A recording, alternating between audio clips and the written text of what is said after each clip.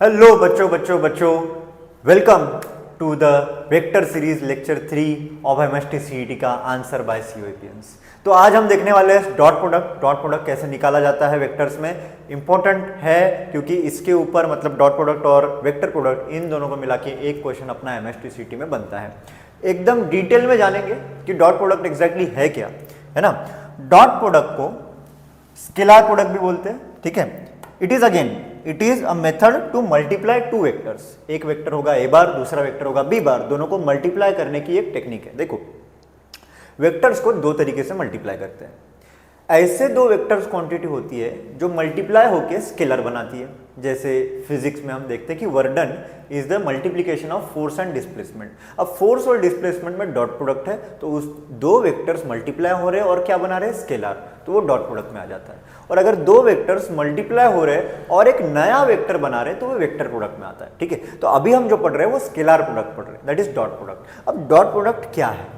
Basically ये दो vectors का मल्टीप्लिकेशन है, और ऐसा मल्टीप्लिकेशन है कि एक वेक्टर की और दूसरे वेक्टर की, अगर ये इधर एक वेक्टर है इधर एक वेक्टर है, तो इस वेक्टर को मैं प्रोजेक्ट करता हूं इस वेक्टर पे और फिर दोनों का मल्टीप्लिकेशन करता हूं। एकदम सिंपल सा मैं मतलब समझाता हूं कि एक वेक्टर है बी बार, ठीक है, एक दूसरा वेक्टर है ए बार, और इनके बीच में जो एंगल है वो थीटा है, ठीक है।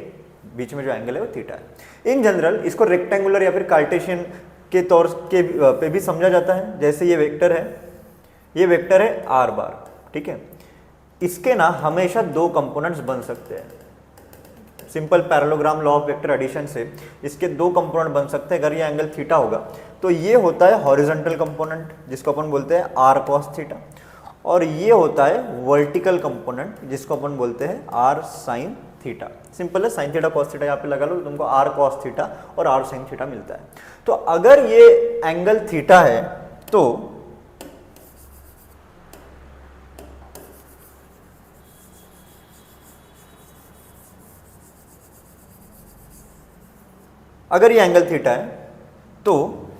इस वेक्टर के दो कंपोनेंट बन सकते हैं। एक हो सकता है हॉरिजॉन्टल कंपोनेंट और दूसरा हो सकता है वर्टिकल कंपोनेंट। तो इस वेक्टर ए का हॉरिजॉन्टल कंपोनेंट जो होगा, जो यहां तक आएगा कहीं ना कहीं, और वो होगा A cos theta. Now this scalar product A bar dot B bar, इसको अपन बीच में डॉट आएगा तो वो स्केलर प्रोडक्ट होगा या फिर डॉट प्रोडक्ट होगा, बीच में डॉट आएगा, ठीक है। ए bar dot B bar is nothing but multiplication of again B, उसका मैग्नीट्यूड, और multiplication of A in the direction of B, that is magnitude of A bar into cos theta. ये हो गया A bar dot B bar का basic definition. इसको अच्छे से अगर लिख ले तो A bar dot B bar मतलब magnitude of A, magnitude of B into cos of theta. ये होता है ए बार डॉट बी बार का actual definition, magnitude of A, magnitude of B into cos of angle between them, ठीक है। तो ये एक इंपॉर्टेंट चीज है ए बार डॉट बी बार, बराबर है। ये पहला फॉर्मूला बोल देता हूं मैं इस लेक्चर का, ठीक है। दूसरा इज कॉस थीटा। अब ये भी बहुत इंपॉर्टेंट हो जाता है। ये फॉर्मूला हमेशा एंगल बिटवीन टू वेक्टर्स निकालने के लिए यूज होगा। कौन सा? Cos theta. और कॉस थीटा मतलब हो जाएगा A bar dot B bar upon magnitude of A into magnitude of B. ये फॉर्मूले से तुम कोई भी दो वेक्टर्स के बीच का एंगल हमेशा निकाल पाओगे, ठीक है। ए bar dot B bar upon magnitude of A into magnitude of B, ठीक है। अब एक स्पेशल केस बताता हूं तुमको कि ध्यान देना अच्छे से, कि अगर ध्यान देना, if two vectors A bar is perpendicular to B bar, A bar जो है वो बी बार को परपेंडिकुलर है, इसका मतलब है कि इनके बीच का एंगल कितना होगा, थीटा जो होगा वो कितना होगा, 90 डिग्री होगा। और इसका ही मतलब क्या है कि कॉस थीटा कॉस 90 कितना हो जाएगा, 0। ये 0 मतलब न्यूमरेटर 0 या फिर डिनोमिनेटर 0, न्यूमरेटर 0। तो इसका ही मतलब अगर थीटा इज इक्वल टू 0 है तो दो वेक्टर्स का डॉट प्रोडक्ट जो है वो 0 होता है, ठीक है। अगर परपेंडिकुलर वेक्टर्स है तो उनका डॉट प्रोडक्ट 0 होता है, ये अपना कंसेप्ट है। परपेंडिकुलर वेक्टर्स है तो डॉट प्रोडक्ट क्या होगा, 0, ठीक है। ये पहली चीज। सेकेंड चीज, कि अगर दो वेक्टर्स के बीच का एंगल जो है वो ग्रेटर देन 90 डिग्री है, ठीक है, ग्रेटर देन 90 डिग्री है, दो वेक्टर्स के बीच का एंगल ग्रेटर देन 90 डिग्री है एंड ऑब्वियसली 180 से कम या फिर ग्रेटर देन 90, ऑब्ट्यूस एंगल जिसको बोलते हैं अपन, ठीक है, अगर थीटा जो है वो ऑब्ट्यूस एंगल है, तो अगर ऑब्ट्यूस एंगल है तो A bar dot B bar की जो वैल्यू है, ए बार डॉट बी बार मतलब क्या बोला अपन ने, मतलब बोला magnitude of A which is positive, magnitude of B which is again positive, cos theta, अगर थीटा इज ग्रेटर देन 90, ठीक है, and obviously theta is less than 180, मतलब इन बिटवीन 90 एंड 180, चलो तो ये सेकंड क्वाड्रेंट हो गया, और सेकंड क्वाड्रेंट में cos थीटा की वैल्यू क्या होती है, नेगेटिव होती है, तो इसीलिए ऑब्ट्यूस एंगल के लिए ए बार डॉट बी बार क्या होता है, लेस देन 0, ठीक है। नेक्स्ट, अगर एक्यूट एंगल की बात करूं मैं, ठीक है, यहां पर लिख लेते हैं अपन, तीसरा कि अगर एक्यूट एंगल की बात करेंगे अपन, मतलब theta greater than 0 and less than 90 degree, तो A bar dot B bar जो होगा वो पॉजिटिव होगा, ठीक है, तो डॉट प्रोडक्ट पॉजिटिव होगा, ये ऑब्ट्यूस एंगल हो गया, डॉट प्रोडक्ट जो है वो नेगेटिव है, और परपेंडिकुलर वेक्टर्स के लिए जो है वो डॉट प्रोडक्ट कितना होता है, 0 होता है, ठीक है। अब आगे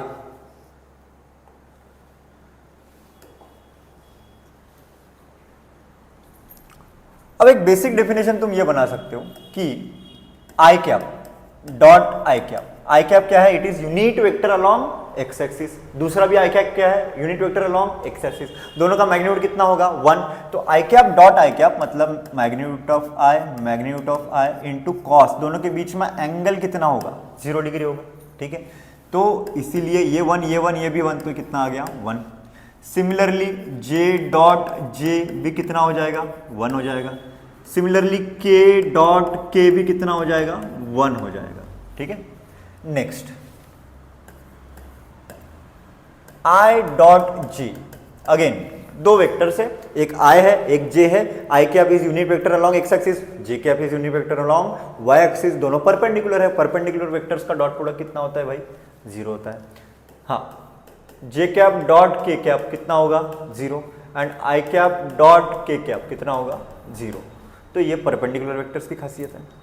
अब इससे ही मैं छोटा सा एक एग्जांपल लेता हूं, ठीक है, ए बार की वैल्यू है 2 आई कैप प्लस 5 जे कैप, ठीक है, एंड बी बार की वैल्यू है 3 जे कैप ले लेता हूं मैं। तो अगर मुझे ए बार डॉट बी बार करना है, ठीक है, तो ए बार कितना है, ए बार है 2 आई कैप प्लस 5 जे कैप, बराबर है, बीच में क्या रहेगा, डॉट प्रोडक्ट, ठीक है, एंड बी बार कितना है 3 जे कैप, बराबर है। तो अब यहाँ पे बेसिक मल्टीप्लीकेशन जैसा अपन करते हैं x plus Y into 3z या फिर x plus Y into Z, तो डिस्ट्रीब्यूशन करते हैं अपन, तो वही यहाँ पे अपने को क्या करना पड़ेगा, डिस्ट्रीब्यूशन करना पड़ेगा। तो यहाँ से 2 आई कैप आएगा, फिर डॉट आएगा, इधर क्या आएगा 3 जे कैप, फिर 5 जे कैप आएगा इधर से, और इधर से आएगा 3 जे कैप, तो भाई ये आई कैप डॉट जे कैप कितना हो जाएगा, 0 हो जाएगा, और ये कितना हो जाएगा, ये हो जाएगा 5 3 15, जे कैप डॉट जे कैप कितना है 1, तो A bar dot B bar की इतनी वैल्यू आ जाएगी, ठीक है। अब इन जनरल अपने को ये एक MBTSC याद रखना है, ठीक है, बराबर सोचना, ये अपना MBTSC, ए बार अगर ए बार है मतलब है ए एक्स आई कैप, ए वाई जे कैप प्लस ए जेड के कैप, ठीक है, और बी बार है बी एक्स आई कैप प्लस बी वाई जे कैप प्लस बी जेड के कैप, बराबर है। तो इन दोनों का डॉट प्रोडक्ट लेते हैं भाई, तो डायरेक्ट डॉट प्रोडक्ट ले सकते हो आप, ये इंपॉर्टेंट है, तो थोड़ा इसको कलर चेंज करके लिखता हूं, ठीक है, इज इक्वल टू होगा आई कैप का कोएफिशिएंट जो है और इधर वाले आई कैप का कोएफिशिएंट दोनों को मल्टीप्लाई कर देना है, प्लस हाँ इधर जे का कंपोनेंट और इधर भी जे कैप का कंपोनेंट, और इधर के कैप का कंपोनेंट और इधर से भी के कैप का कंपोनेंट, ठीक है। तो ऐसे मल्टीप्लिकेशन करना है, और ये जो आंसर आएगा ये एक स्केलार है, ये पॉजिटिव आ सकता है, नेगेटिव आ सकता है, 0 भी आ सकता है, लेकिन स्केलर ही आएगा, वेक्टर नहीं आएगा, ठीक है। तो डॉट प्रोडक्ट जो होता है, डॉट प्रोडक्ट ऑफ 2 वेक्टर्स, ये स्केलर आता है भाई, इतना समझ गए अपन। एक छोटा सा एग्जांपल ले लेते हैं और अच्छे से समझने के लिए। सिंपल है, 7i cap plus 3j cap minus 4k cap, ये एक वेक्टर है। दूसरा वेक्टर है 5i cap plus 7k cap. उसने पूछा है सिंपल सा कि a बार डॉट b बार कितना है। एकदम सिंपल, ये कंसेप्ट क्लियर करने के लिए अपन ये क्वेश्चन ले रहे हैं। क्या करना है, ax bx, तो 5 7 जा 35। अब बस ये अभी थोड़ा फास्ट करना आना चाहिए MSTCT के लिए। यहाँ पे कोई जे कैप का है क्या, तो नहीं, तो ये तो जीरो हो जाएगा। हाँ, यहाँ पे -4 इंटू ये 7, -4 इंटू ये 7, तो ये हो गया 35 और ये कितना हो गया भाई 28, तो ये कितना हो गया, ये हो गया 7। तो A bar dot B bar की वैल्यू कितनी है, 7। बेसिक है ना। तो ऐसे एकदम मैं बेसिक लेवल पे ले रहा हूँ, बाद में तो अपन बहुत सारे क्वेश्चंस लेते ही है, लेकिन अभी एक बेसिक लेवल पे तुमको अंडरस्टैंडिंग आ जाएगी कि डॉट प्रोडक्ट होता क्या है। नाउ वी विल सी कि स्केलर प्रोजेक्शन और वेक्टर प्रोजेक्शन कैसे होता है। तो बेसिकली पहले तो चालू करते हैं अपन scalar projection of vectors. Scalar projection of vectors मतलब अगर ये वेक्टर है, ये एक दूसरा वेक्टर है, तो इस वेक्टर के अलॉन्ग शैडो कितना गिर रहा है, that is scalar projection in short. ठीक है, मतलब अगर एक वेक्टर है जिसको मैं बोलूंगा ए बार, दूसरा एक वेक्टर है जिसको मैं बोलूंगा बी बार, ये जो एंगल है ये थीटा है। ठीक है, एंगल कितना है, थीटा है। तो बेसिकली ये जो बचा हुआ चीज है, ये इसका वेक्टर ए का बी के अलॉन्ग जो शैडो आ रहा है उसको अपन स्केलर प्रोजेक्शन बोलते हैं। ठीक है, तो स्केलर प्रोजेक्शन एकदम कंसेप्चुअली याद रखो। स्केलर प्रोजेक्शन बोले तो क्या बोले, तो भाई शैडो, किसके शैडो, एक वेक्टर के दूसरे के ऊपर शैडो। अगर ये ए है, अगर इसके बीच में एंगल थीटा है, तो मैं ऐसा बोल सकता हूं कि ये शैडो कितनी है, ये शैडो है magnitude of A into cos theta, बोल सकता हूं कि नहीं। ठीक है, क्या हो गया, ये एडजेसेंट कंपोनेंट हो गया, किसका, ए का एडजेसेंट, ए का एडजेसेंट कंपोनेंट, तो कितना हो गया भाई magnitude of A into cos theta. ये हो गया, ये इतनी लेंथ है, बी की नहीं, ये इतनी भाई, ये इतनी, ये हो गया magnitude of A into cos theta. अब cos थीटा मैंने आपको अभी बताया कि cos theta is angle between two vectors, वो निकालने का डॉट प्रोडक्ट वाला एक तरीका है। वो तरीका क्या बोलता है, ए bar dot B bar upon magnitude of A into magnitude of B. ठीक है, अब मैग्नीट्यूड ऑफ ए और मैग्नीट्यूड ऑफ ए कैंसिल कर दिया, तो क्या बचा, इज इक्वल टू हो गया A bar dot B bar upon magnitude of B.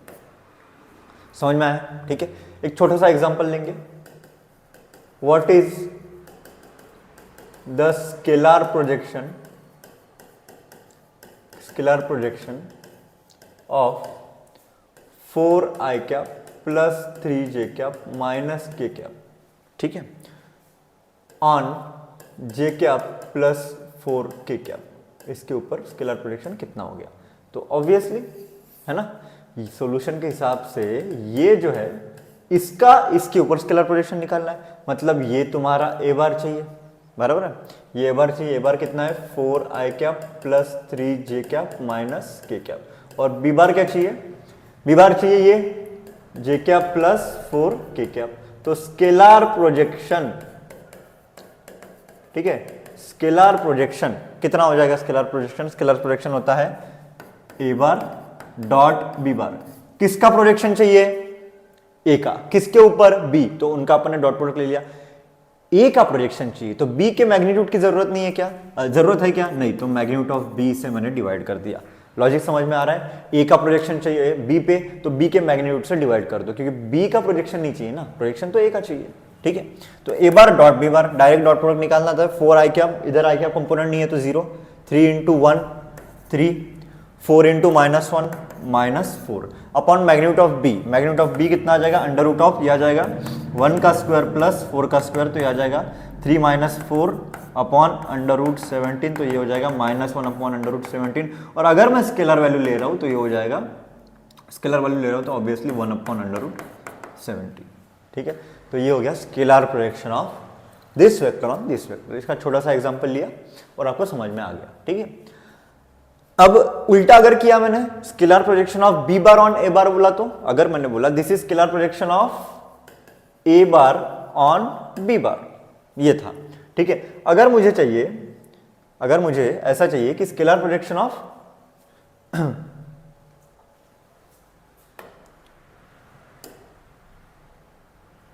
मुझे चाहिए scalar projection of B bar on A bar, ऐसा चाहिए मुझे, ठीक है। मुझे क्या चाहिए, मुझे चाहिए स्केलर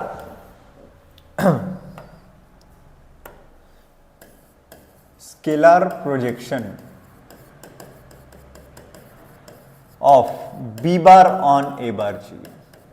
प्रोजेक्शन किसका चाहिए, बी बार का, किसके ऊपर चाहिए, ए, मतलब ए के मैग्नीट्यूड की जरूरत है क्या, नहीं, तो फिर ए के मैग्नीट्यूड से मैं डिवाइड कर दूंगा, सिंपल लॉजिक है, ठीक है। ए के मैग्नीट्यूड से मैं क्या कर दूंगा, डिवाइड कर दूंगा। अब सिमिलरली वेक्टर प्रोजेक्शन भी देख लेते हैं। Vector projection of A bar on B bar, ठीक है। वेक्टर प्रोजेक्शन क्या होता है, वेक्टर प्रोजेक्शन मतलब क्या है, बेसिकली वेक्टर प्रोजेक्शन मतलब मैं एकदम सिंपल लाइंस में बता देता हूं, ठीक है।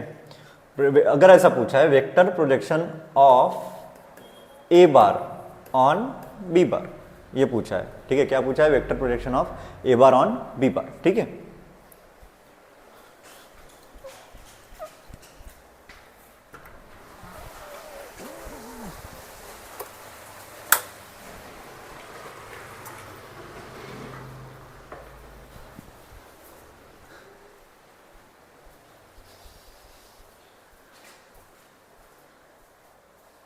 ठीक है, तो क्या पूछा है, vector projection of A bar on B bar.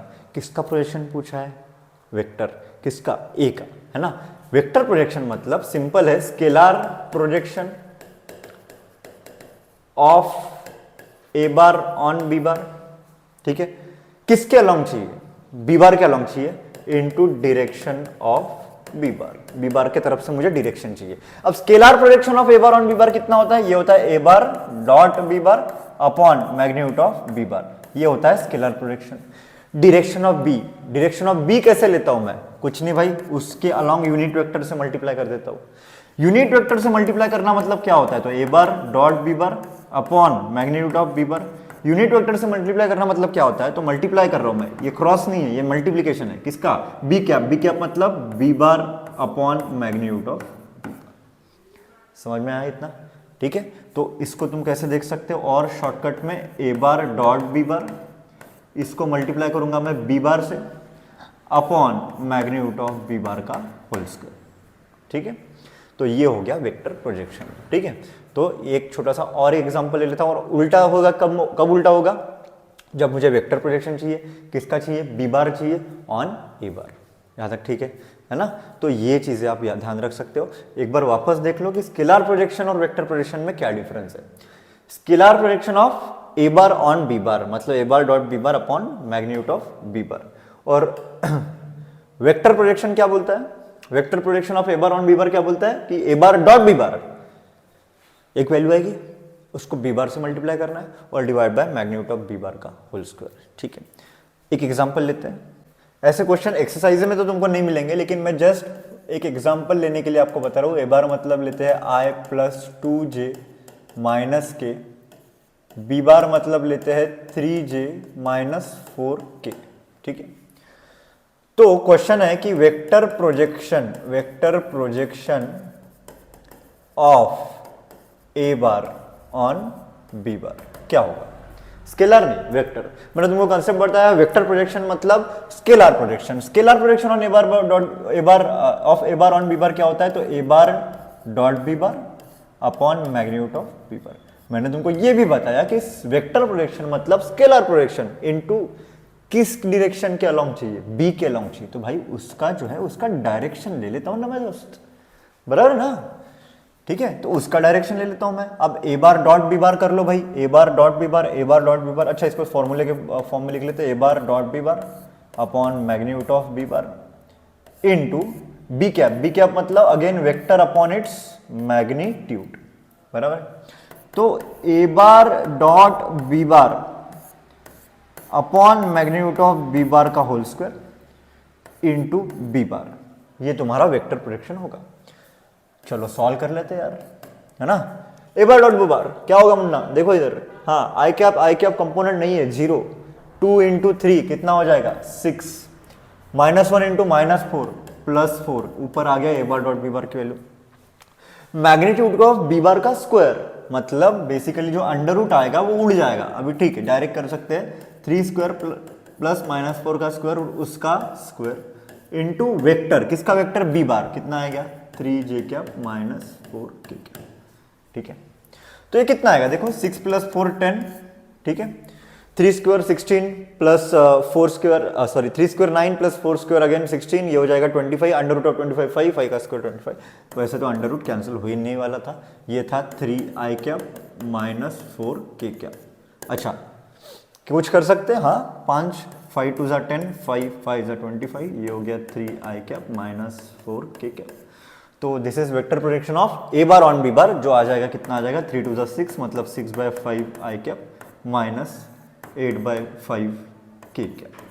ठीक है, अच्छा j कैप होना चाहिए यहाँ पे j कैप, तो ये j कैप हो गया और ये इतना आंसर आएगा। अगर ठीक है, अगर ऐसा आता है क्वेश्चन कि भाई वेक्टर प्रोजेक्शन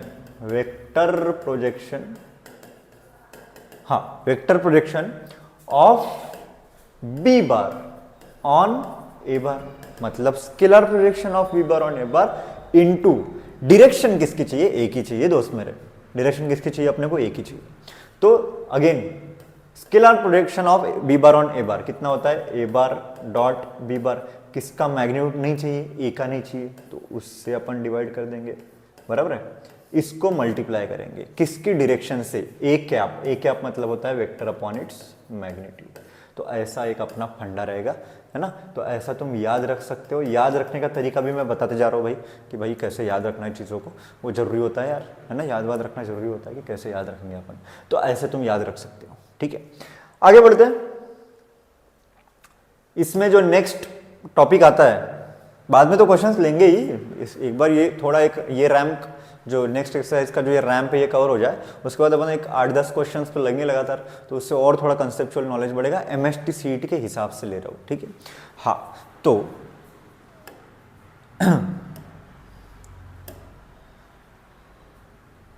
आगे जो है ना, आगे फंडा आता है direction cosines and direction ratios. अब ये क्या है, ठीक है, direction cosines and direction ratios. Direction ratios पहले पढ़ते हैं अपन, डायरेक्शन रेशियोज एंड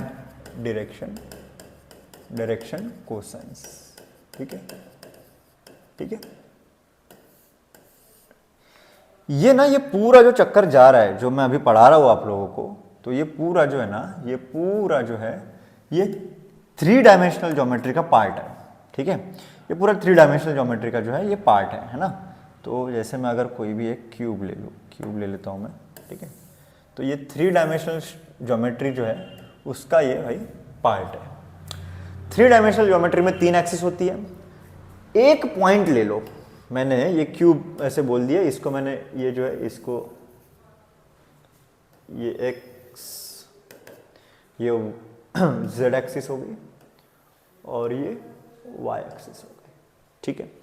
ये ओरिजिन होगा, ऑब्वियसली ये ओरिजिन होगा जिसके कोऑर्डिनेट्स 0,0,0 होंगे, ये तो अपने को पता ही है। एक पॉइंट लेता हूं जो एग्जैक्टली अपोजिट, जो मेन डायगोनल है तुम्हारे क्यूबॉइड का, इस पॉइंट को मैं P बोलता हूं। बराबर समझना है हाँ? क्योंकि ये डायरेक्शन कोसाइंस और डायरेक्शन रेशियोज से अपने को लाइंस प्लेन चैप्टर भी पढ़ना पड़ता है, ठीक है। ये मेन डायगोनल है। अगर इस डायगोनल के कोऑर्डिनेट्स के बारे में बात करूं मैं, तो ये अपन पढ़ चुके हैं। इसके कोऑर्डिनेट्स हो जाएंगे, इसके कोऑर्डिनेट्स हो जाएंगे x, y, z, यहां तक ठीक है। अब व्हाट आर डायरेक्शन रेशियोज, ठीक है, डायरेक्शन रेशियो क्या होता है बेसिकली, ठीक है, और ऑब्वियसली डायरेक्शन कोसाइंस और डायरेक्शन रेशियोज, ठीक है, दोनों भी चीजें मैं पूरा ही एक अपन यहां पे पढ़ रहे हैं, ऐसे समझो, ठीक है। अब ध्यान देना है बराबर, ये x हो गया, ये z एक्सिस हो गया, ये y एक्सिस हो गया, ठीक है, बराबर। नाउ ये जो OP है, ये x एक्सिस के साथ एक एंगल बना रहा है जिसको मैं अल्फा बोल देता हूं। x एक्सिस के साथ जो एंगल बना रहा है उसको मैं अल्फा बोल देता हूं। y एक्सिस के साथ जो एंगल बना रहा है उसको मैं बीटा बोल देता हूं, बराबर है। और z एक्सिस के साथ जो एंगल बना रहा है उसको मैं गामा बोल देता हूं। कौन एंगल बना रहा है? OP वेक्टर, किसके साथ? एक्स वाई और जेड के साथ अल्फा बीटा और गामा ऐसे 3 एंगल बना रहा है, ठीक है। ओके, यहां तक ठीक है।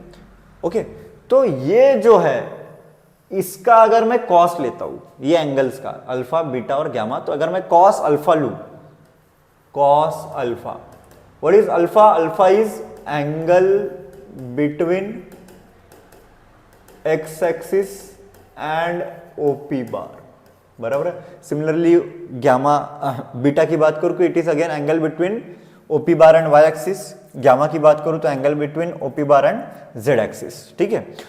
तो ऐसे भाई मैं अल्फा बीटा गामा ले लिया अपन ने, ठीक है। तो कॉस अल्फा, कॉस अल्फा मतलब क्या हो जाएगा? कॉस अल्फा मतलब सिंपल है, ए बार डॉट एक्स एक्सिस के अलॉन्ग एक यूनिट वेक्टर ले लो, आई क्या बोल देता हूं मैं, अपॉन, हाँ अपॉन क्या ले सकता हूं मैं, magnitude of OP into magnitude of i क्या, बराबर है। ओपी बार कैसे निकालते हैं? अगर कोऑर्डिनेट्स दिया है तो पोजीशन वेक्टर निकालना है। ओपी बार पोजीशन वेक्टर कैसे निकलेगा? एक्स आई प्लस वाई जे प्लस जेड के, बराबर है। डॉट क्या लेना है? आई क्या अपॉन ओपी बार का मैग्नीट्यूड आ जाएगा under root of x square plus Y square plus Z square, ठीक है। और इसका तो ऑब्वियसली 1 है, तो ये हो गया तुम्हारा कॉस अल्फा, बराबर है, ठीक है। अब कितना आ जाएगा कॉस अल्फा? कॉस अल्फा आ जाएगा, ये जो आ जाएगा ऊपर x upon under root of x square plus Y square plus Z square. इस कॉस अल्फा को बोलते हैं, देखो what is direction? Cosines, that is cosine of the angle between OP bar and X axis, cosine of the angle between OP bar and Y, cosine of the angle between OP bar and Z. तो cos alpha, cos beta, cos gamma. तो ये जो cos alpha है इसको ही अपन direction ratios direction cosines बोलते हैं, L. अब ये तो हो गया L, अगर मैं M लेता हूं एक दूसरा direction cosines which is again angle between OP bar and Y axis, तो वो हो जाएगा, कितना हो जाएगा? दैट इज कॉस बीटा का वैल्यू, बराबर है। That is what? That is cos beta का वैल्यू, एंड कॉस बीटा का वैल्यू कितना आ जाएगा? वो आ जाएगा y upon under root of x square plus Y square plus Z square. यहां तक ठीक है।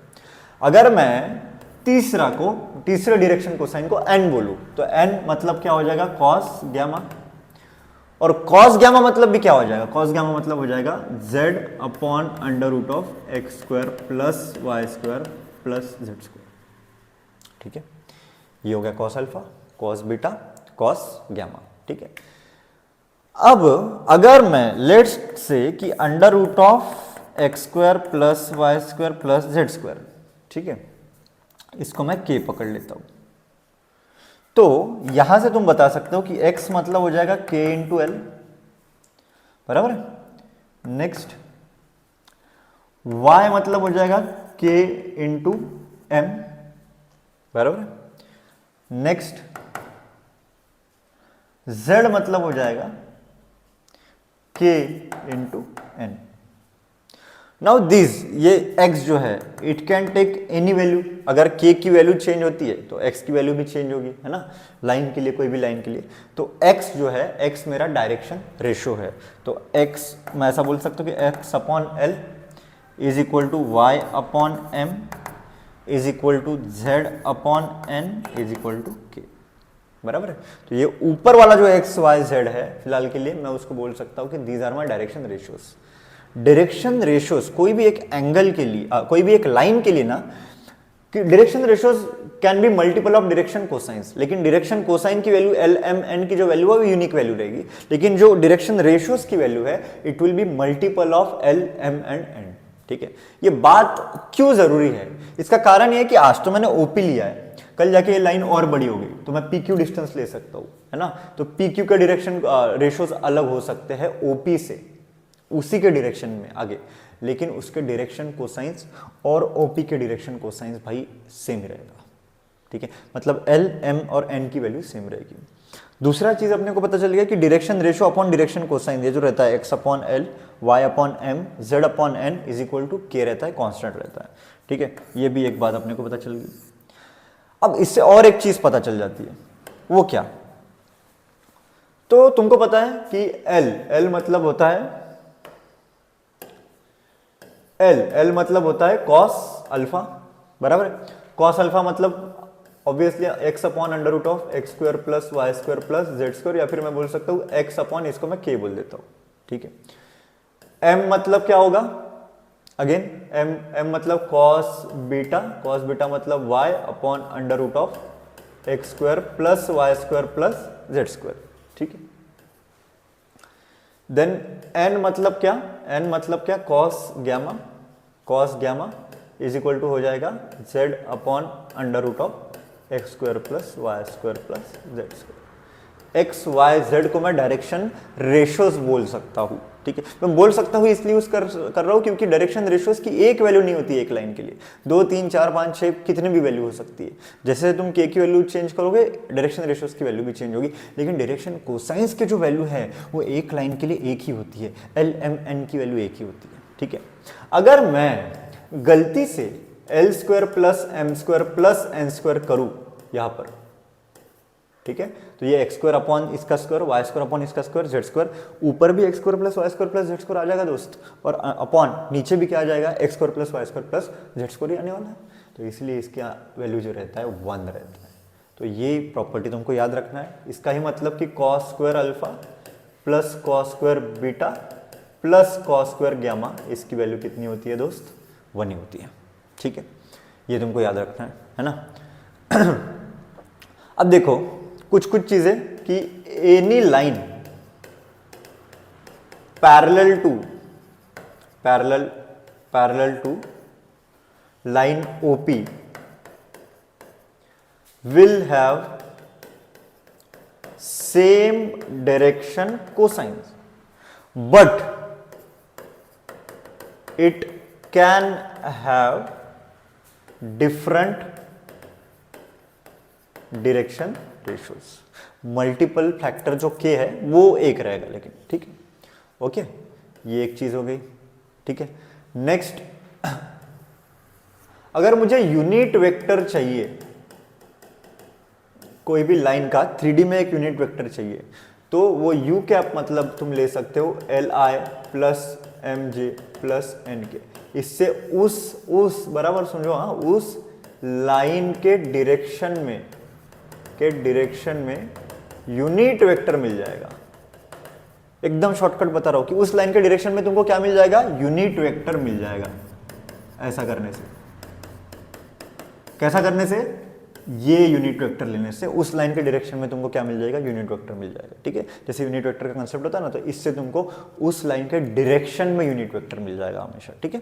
तो ये चीज तुमको याद रखना है। ये कुछ चीजें मैंने लिख के दी है ना। ये L square plus M square plus N square is equal to 1, cos square alpha plus cos square beta plus cos square gamma is equal to 1 होता है। Any line parallel to line OP will have same direction cosine but it can have different direction ratios, ठीक है।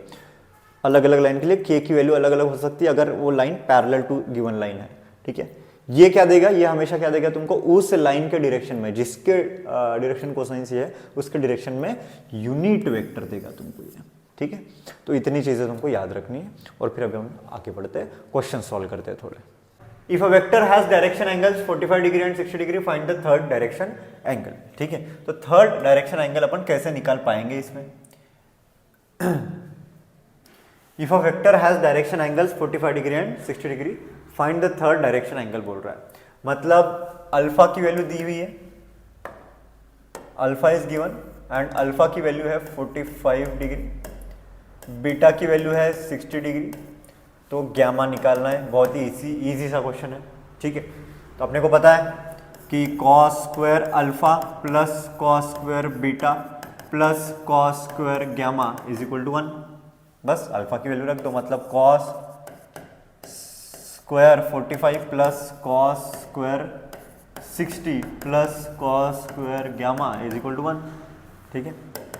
Therefore cos 45 कितना होता है 1/√2, उसका square ले लो, मतलब कितना हो जाएगा 1/2। cos 60 कितना होता है, cos 60 होता है 1/2, उसका स्क्वायर कितना हो जाएगा 1/4 plus cos square gamma is equal to 1।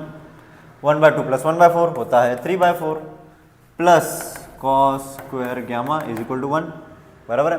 तो 1 माइनस 3/4, 1 माइनस 3/4 कितना होता है पता होना चाहिए, 1 माइनस 3/4 होता है 1/4, बराबर है। तो ऑब्वियसली cos गैमा कितना हो जाएगा, cos गैमा हो जाएगा 1/2, तो cos gamma is equal to 1/2 हो जाएगा और gamma is equal to 60 degree हो जाएगा। तो 60 डिग्री आंसर है उसका, इतना ईजी। तो ये तो ईजी सा क्वेश्चन था, आगे बढ़ते हैं। ठीक है, ये हो गया है, ये तुम नोट डाउन कर सकते हो। Next question is the direction ratios of A B bar are -2, 2, 1 if A का कोऑर्डिनेट दिया है, लेंथ ऑफ ए बी दिया है, बराबर देखना है कि ए का कोऑर्डिनेट दिया है, कितना दिया है 4, 1, 5, ये ए का कोऑर्डिनेट है, और बी के कोऑर्डिनेट्स अपने को पता नहीं है, अपन उसको एक्स वाई जेड ले लेते हैं, ठीक है। इसके डायरेक्शन रेशियोज दिए हैं, डायरेक्शन रेशियोज दिए हैं -2, 2, 1, ठीक है, and length of A B भी दिया है, लेंथ ऑफ ए बी जो दिया है वो कितना दिया है 6, ये सब चीजें हैं, ठीक है। अब देखो लेंथ ऑफ ए बी दिया हुआ है, लेंथ ऑफ ए बी कितना है 6 है, ठीक है, तो ये सारी चीजें यहाँ पे दिया हुआ है। तो सबसे पहले मैं चाहूंगा कि मैं निकालूं डायरेक्शन कोसाइंस निकाल लूँ मैं, ठीक है, क्या निकाल लूँ मैं, डायरेक्शन कोसाइंस निकाल लूँ, ठीक है। जैसे भी करना है आप कर सकते हो, डायरेक्शन कोसाइंस निकालेंगे फिर आगे आगे बढ़ते जाएंगे, ठीक है। अब डायरेक्शन रेशियोज कितना है, डायरेक्शन रेशियो है -2, 2, 1, ठीक है। अगर ये एक लाइन है और ये दूसरी लाइन है, अगर ये इस लाइन के डायरेक्शन रेशियोज है, तो यहां से भी जो डायरेक्शन रेशियोज आएंगे वो कैसे निकालेंगे अपन। अगर मुझे direction ratio of A B निकालना है, लेकिन कैसे निकालना है, उनके कोऑर्डिनेट से निकालना है, कैसे निकालना है, उनके कोऑर्डिनेट से निकालना है। तो direction ratios of A B जो आएगा वो कैसा आएगा, दिखाओ, ये याद रखना है टेक्निक। ये है फाइनल पॉइंट का एक्स कोऑर्डिनेट, मतलब एक्स माइनस इनिशियल कितना 4, कॉमा फाइनल पॉइंट का वाई कोऑर्डिनेट मतलब कितना हो जाएगा y-1, कॉमा z-5। ये हो गए डायरेक्शन रेशियोज किसके, ए बी के। और ऑलरेडी ए बी के डायरेक्शन रेशियोज क्या है, -2, 2, 1। मैंने तुमको बताया था कि एक लाइन के डायरेक्शन रेशियोज ज्यादा हो सकते हैं, अगर मैं उसको कांस्टेंट से मल्टीप्लाई करूंगा तो ऐसा हो सकता है। इसका मतलब है कि ये मतलब x-4 divided by -2 is equal to y-1 divided by कितना हो जाएगा, y-1 divided by 2 is equal to z-5 and divided by 1। ये और ये प्रोपोर्शनेट रहेंगे, मतलब इसको तुम किसी से मल्टीप्लाई करोगे तो ये मिल जाएगा। ये और ये इक्वल नहीं होंगे, ये डायरेक्शन रेशियो और ये डायरेक्शन रेशियो इक्वल होंगे ऐसा संभव नहीं है, ऐसा पॉसिबल नहीं है, क्योंकि एक लाइन है उसके कितने सौ भी कोऑर्डिनेट्स होंगे, तो कोई भी दो पॉइंट्स का मैं डिफरेंस ले रहा हूं और उसको डायरेक्शन रेशियो बोल रहा हूं, ठीक है। यहां तक ठीक है। इसको मैं एक कांस्टेंट से मल्टीप्लाई कर देता हूं, तो इससे मुझे पता चल जाएगा कि x की वैल्यू कितनी है, -2 से मल्टीप्लाई करो तो x की वैल्यू -2 लैम्बडा और 4 उधर गया मतलब +4। सिमिलरली y की वैल्यू कितनी है, y की वैल्यू है भाई 2 लैम्बडा +1, समझ में आ रहा है क्या। और z की वैल्यू कितना है दोस्त, ये उधर गया तो ये कितना हो गया लैम्बडा +5। ये हो गई x y और z की वैल्यू, ठीक है। अब यहां पर क्या है ना, यहां पर अपने को लेंथ ऑफ ए बी दे दिया है, तो लेंथ ऑफ ए बी दे दिया है तो अपन फिर यहाँ पे क्या यूज कर सकते हैं, अपन यहाँ पे यूज कर सकते हैं डिस्टेंस फार्मूला, और डिस्टेंस फार्मूला से अपन इसको कैलकुलेट कर सकते हैं। जैसे देखो ये यहाँ पे मैं कैलकुलेट कर रहा हूँ, ए बी कितना है 6 है, under root of distance formula क्या होता है, x2 - x1 का whole square plus y2 - y1 का whole square plus z2 - z1 का होल स्क्वायर।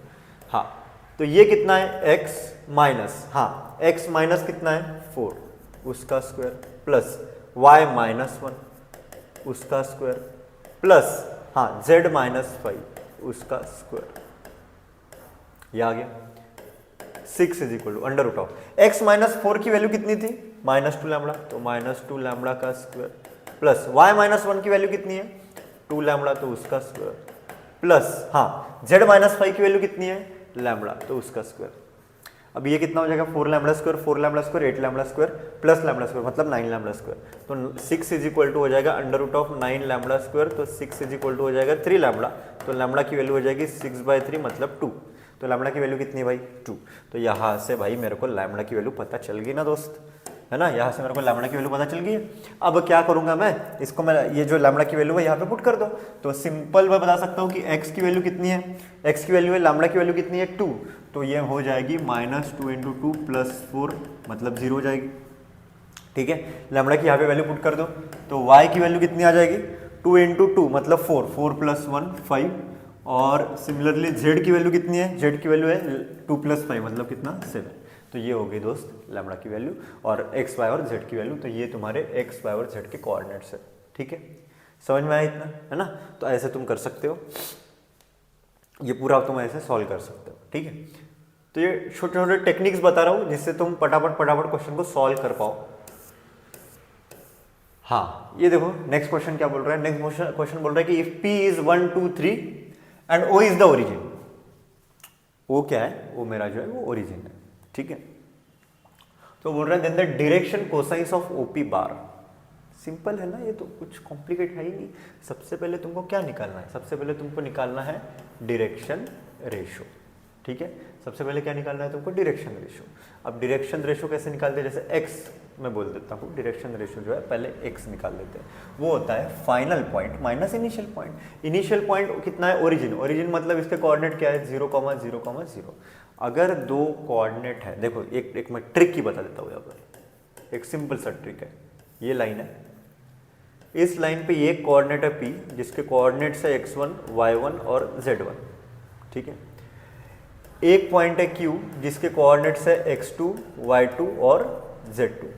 ठीक है, तो डायरेक्शन रेशो ऑफ PQ क्या होगा, तो डायरेक्शन रेशो ऑफ PQ होगा x2 minus x1 comma y2 minus y1 comma z2 भाई माइनस z1। भाई साहब यही छे ना रे, यही छे दादा, यही छे डायरेक्शन रेशो ऑफ PQ। ठीक है, तो ये ट्रिक भाई तुम याद रखो, इससे बहुत सारी चीजें इजी हो जाएगी बहुत। ठीक है, तो x डायरेक्शन रेशो कितना हो जाएगा, 1 माइनस 0 मतलब 1, y हो जाएगा 2 माइनस 0 मतलब 2 और z हो जाएगा 3 माइनस 0 मतलब 3। ये हो गया उसका डायरेक्शन रेशियोज। अब डायरेक्शन रेशियो से डायरेक्शन कोसाइंस कैसे निकालते हैं, एल जो निकालते हैं वो अपन ऐसे निकालते हैं, plus minus x upon under root of x square plus Y square plus Z square. अब अलग से under root of x square plus Y square plus Z square की वैल्यू पटाख से निकाल लो ना दोस्त। ये कितना हो जाएगा, 1 का स्क्वायर 1, 4, 9 मतलब अंडर रूट 13 आ जाएगा ये। तो ये हो जाएगा 1 अपॉन रूट 13। फिर दूसरा कितना हो जाएगा, 2 अपॉन रूट 13 और तीसरा कितना हो जाएगा 3 अपॉन रूट 13 मतलब ऑप्शन ए खत्म। समझा, है ना। तो ये एल एम भी आ जाएगा, एम कितना आ जाएगा 2 अपॉन रूट 13 और एन आ जाएगा 3 अपॉन रूट 13। ठीक है, तो ऐसे इसको अपन पटाख से सॉल्व कर सकते हैं। आगे बढ़ते हैं। हाँ, ये क्या बोल रहा है, ए बार दिया हुआ है उसने, बी बार दिया हुआ है, सी बार दिया है, are such that a bar plus lambda b bar is perpendicular to c bar, then lambda कितना होगा। देखो, अगर एक वेक्टर ए बार दूसरे वेक्टर बी बार को परपेंडिकुलर है तो मैं ऐसा बोलूंगा कि दोनों का भाई मेरे डॉट प्रोडक्ट कितना है, 0 है। अबे 0 ही तो होगा, ए बार डॉट बी बार कितना होगा, 0 होगा ना, क्योंकि दोनों क्या है, दोनों परपेंडिकुलर है ना दोस्त, दोनों परपेंडिकुलर है तो A bar dot B bar कितना होगा, 0 होगा। ठीक है, तो अगर ये इसको परपेंडिकुलर है तो मैं ऐसा बोल सकता हूं कि a bar plus lambda b bar dot c bar कितना होगा, 0 होगा। ठीक है, अब ए बार कितना है, ए बार है 2i 3j 2k plus lambda, हाँ लैम्बडा। बी बार कितना है 2i plus j minus k बराबर है, डॉट सी बार कितना है, सी बार है i प्लस 3j, तो ये कितना हो जाएगा रे, ये 0 हो जाएगा। ठीक है, आई कैप को कॉमन ले लो तो वो हो जाएगा 2 इंटू कितना हो जाएगा 2 प्लस 2 लैम्बडा इंटू आई। ठीक है, प्लस ये हो जाएगा 3 प्लस लैम्बडा इंटू जे। ठीक है, ये हो जाएगा plus 2 minus lambda into k dot i plus 3j is equal to 0। भाई इसका तो इधर कोई नाता ही नहीं है क्योंकि उसका कोई नातेवाईक उधर है ही नहीं, उधर के कैप है ही नहीं। हाँ, इसको और इसको मतलब ये क्या हो जाएगा 2 plus 2 lambda plus 3 plus lambda into 3 plus lambda into 3 is equal to कितना, 0। तो बस इसको मल्टीप्लाई करो, 2 प्लस 2 लैम्बडा प्लस, हाँ ये कितना हो जाएगा 9 plus 3 lambda is equal to 0।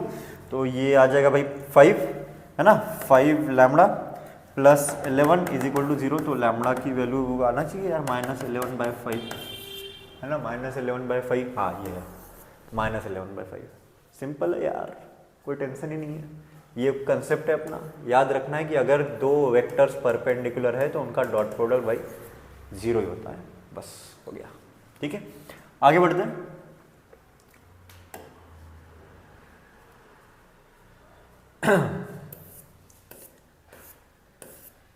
हाँ, ये क्वेश्चन ऐसे टाइप का क्वेश्चन जो है वो तुमको पैटर्न याद ही रखना पड़ेगा।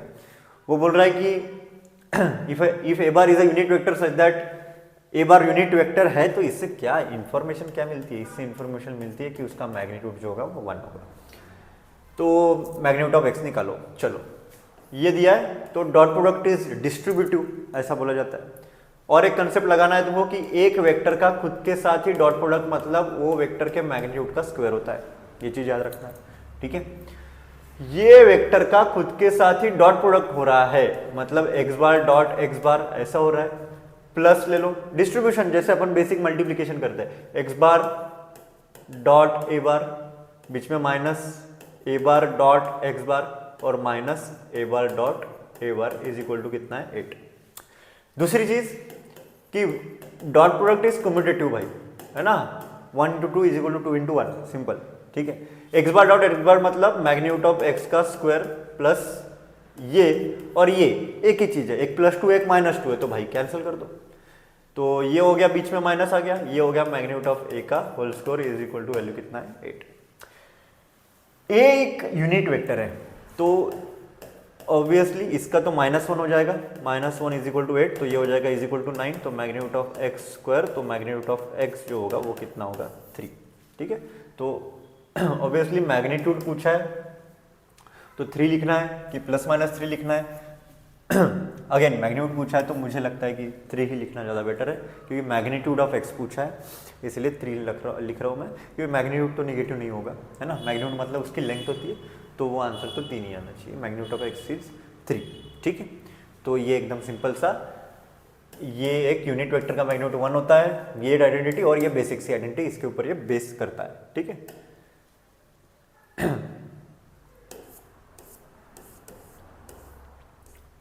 Then the angle between vectors, concept फटाफट कंसेप्ट लगाना है।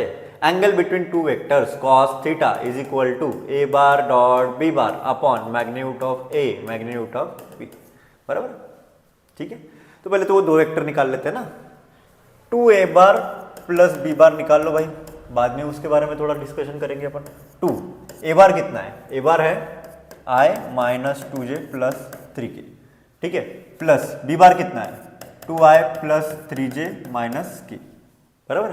तो इसका आंसर कितना आएगा, इसका आंसर आएगा 2 × 2 2, तो ये हो जाएगा 4i -4 + 3 मतलब हो जाएगा -j, 3 to the 6 -k मतलब हो जाएगा ये 5k दोस्त। ठीक है, ये क्या हो गया, ये हो गया 2a बार प्लस b बार, इसको मैं p बार बोल देता हूँ, फालतू झंझट काय को लेने का, है ना। हाँ, next a bar plus 2b बार, सोचो क्या हो सकता है। a बार कितना है i - 2j + 3k + 2, b बार कितना है, b बार कितना है, b बार है 2i + 3j - k, चलो मल्टीप्लाई करो, 2 to the 4 और ये k कितना हो गया 5i, 3 to the 6 मतलब 4j, 3k - 2k मतलब हो जाएगा +k। ठीक है, इसको मैं q बार बोल देता हूँ। एंगल बिटवीन टू वेक्टर मतलब होता है cos थीटा, cos थीटा मतलब p बार डॉट q बार, p बार डॉट q बार मतलब 4i - j + 5k डॉट, हाँ q बार कितना है 5i + 4j + k अपॉन इसका भी मैग्नीट्यूड, इसका मैग्नीट्यूड हो जाएगा √, हाँ 4² + -1² + 5² √, MSTCD चल रहा है ऐसे पट पट पट करना पड़ता है। ये कितना है 5² + 4² + 1², 4 × 5 20 -1, हाँ कितना है रे -4, ये कितना है +5। देखो ये और ये सेम ही है तो √√, तो हट जाएगा, बचा क्या 4 का स्क्वायर 16 + 1 + 25, तो ये हो जाएगा 21, है ना, ये कितना हो जाएगा 21 अपॉन 16 17 कितना होता है 17 मतलब 42, 42 मतलब 1/2, और 1/2 अगर है तो cos थीटा कितना है, तो थीटा कितना है, cos थीटा कितना है, cos थीटा 1/2 कब आता है 60 डिग्री पे, 60 डिग्री मतलब π/3। तो ऐसे भी करना पड़ता है ना।